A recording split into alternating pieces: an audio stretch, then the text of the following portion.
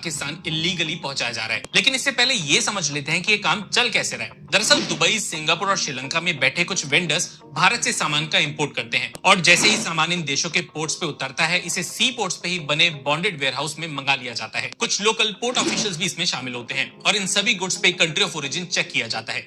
अगर भारत का नाम किसी भी प्रोडक्ट पे मिलता है तो उसके लेबल को ही बदल दिया जाता है और उस पे किसी तीसरे देश का कंट्री ऑफ ओरिजिन स्टिकर लगा दिया जाता है।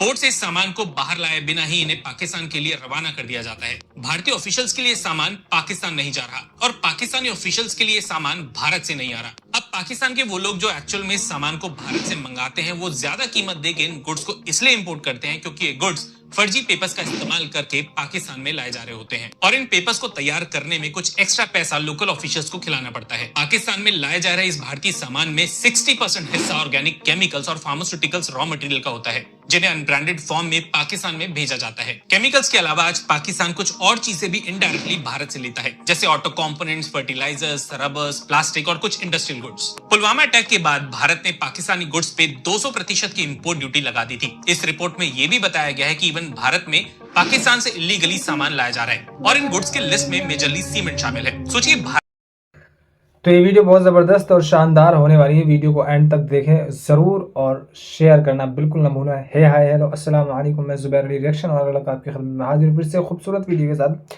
इस वीडियो में हम देखने वाले हैं किस तरह से पाकिस्तान बर्बादी की तरफ जा रहा है और किस तरह से उसका पूरी दुनिया के अंदर मजाक उड़ाया जा रहा है। तो वीडियो को एंड तक बिल्कुल ना देखें, स्किप करना बिल्कुल ना भूलें। चलिए हम पहले वीडियो को शुरू करते हैं, उसके बाद हम इसके बारे में बात करेंगे।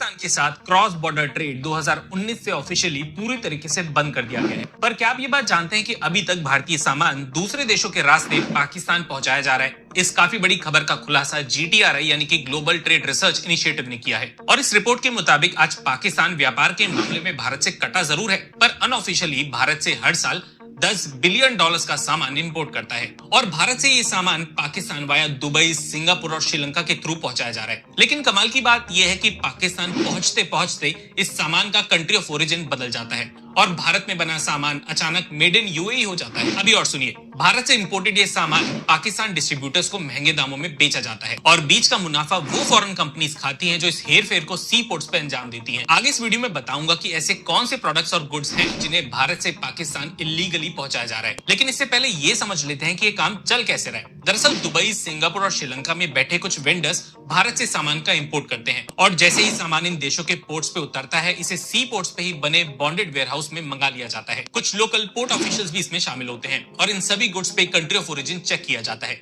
अगर भारत का नाम किसी भी प्रोडक्ट पे मिलता है तो उसके लेबल को ही बदल दिया जाता है और उस पे किसी तीसरे देश का कंट्री ऑफ ओरिजिन स्टिकर लगा दिया जाता है।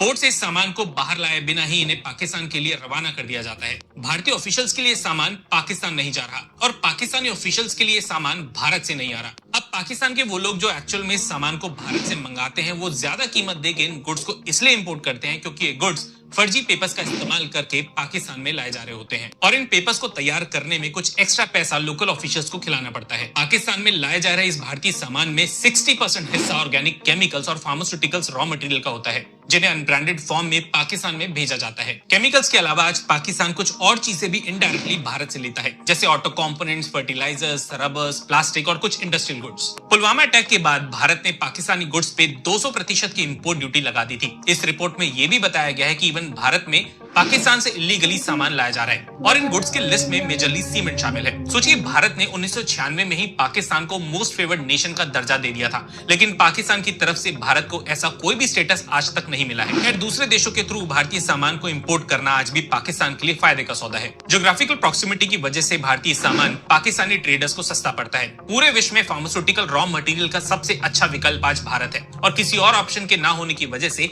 पाकिस्तान को छुप छुपा के भारत से केमिकल्स इंपोर्ट करने पड़ते हैं। पाकिस्तानी व्यापारी भारतीय सामान के पैसे ज्यादा जरूर दे रहे हैं, लेकिन किसी और देश के मुकाबले भारतीय सामान से ज्यादा प्रॉफिट मार्जिन कमा पा रहे हैं। जाने से पहले आपको यह भी पता होना चाहिए कि पाकिस्तान आज अफगानिस्तान के रास्ते भारतीय सेकेंड हैंड टायर्स और बैटरीज भी इंपोर्ट करता है। इन्हें पाकिस्तान में रिफर्बिश किया जाता है और वापस अफगानिस्तान और ईरान जैसे देशों को एक्सपोर्ट कर दिया जाता है। इसके ऊपर भी इस चैनल पे एक वीडियो जरूर आएगी, लेकिन अगर आपको ये कंटेंट अच्छा लगा है तो कमेंट सेक्शन में MII यानी मेक इन इंडिया लिख दीजिएगा। रिस्पॉन्स अच्छा मिला तो इस हफ्ते इस टॉपिक पे वीडियो लाने की कोशिश करूंगा। धन्यवाद, जय हिंद। जी, तो इनके चैनल को ज़रूर सब्सक्राइब करें और अगर आपको वीडियो पसंद आई हो तो मेक इन इंडिया ज़रूर कमेंट सेक्शन में डालें, क्योंकि इस वक्त पाकिस्तान के अंदर जो इलीगल तरीके से जो इंडिया के जो प्रोडक्ट्स हैं वगैरह वो जा रहे हैं, आपने इसके बारे में डिटेल सुनी और जानी कि किस तरीके से वहाँ पर इलीगल तरीके से सामान पहुँचाया जाता है, और बल्कि इंडिया का जो लेबल है वो हटा ही दिया जाता है, किसी तीसरी देश का नाम या लेबलाइज उस पर कर दिया जाता है, तब जाकर वो पाकिस्तान में पहुंचता है और उसके बाद वो महंगे दामों पर डिस्ट्रीब्यूटर को दिया जाता है। और इससे क्या होता है, इससे वहाँ के हालात बहुत ज़्यादा खस्ता है। तो वीडियो आपको पसंद आई है तो ज़रूर शेयर करना बिल्कुल ना भूलें, और मिलते हैं नेक्स्ट वीडियो में इसी तरह की और खूबसूरत वीडियो के साथ। तब तक मैं आपसे विदा लेता हूँ। अल्लाह हाफिज़।